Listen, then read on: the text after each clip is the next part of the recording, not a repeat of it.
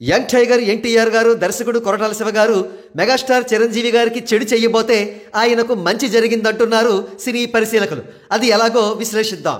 ఎన్టీఆర్ కొరటాల శివ కోంబోలో రూపుదిద్దుకున్న దేవర చిత్రం ఈ నెల 27న ప్రపంచవ్యాప్తంగా రిలీజ్ కానున్న విషయం తెలిసిందే.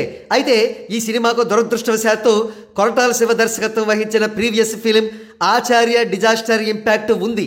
అయితే ఆ ఇంపాక్ట్ దూరం చేసుకోవడానికి ఒక ప్రమాదకరమైన వ్యూహాన్ని ఎన్టీఆర్ కొరటాల రచించారంటున్నారు సినీ విశ్లేషకులు. వారి విశ్లేషణ ప్రకారం చిరంజీవి గారిని గనక ఆచార్య సినిమాకు సంబంధించి బ్యాడ్ చేస్తే లేదా బ్లేమ్ చేస్తే ఆటోమేటిక్గా ఆచార్య నెగిటివ్ ఇంపాక్ట్ దేవర మీద పడదు అని అనుకున్నారు ఎన్టీఆర్ అండ్ కొరటాల.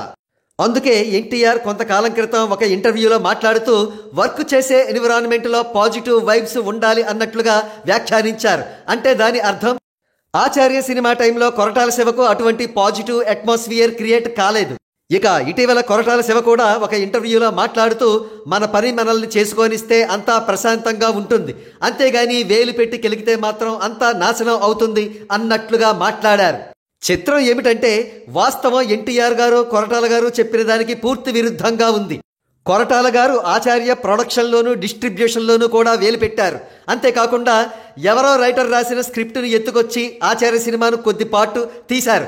ఆ తర్వాత తప్పనిసరి పరిస్థితుల్లో చిరంజీవి గారి సూచనపై స్క్రిప్ట్ మార్చారు.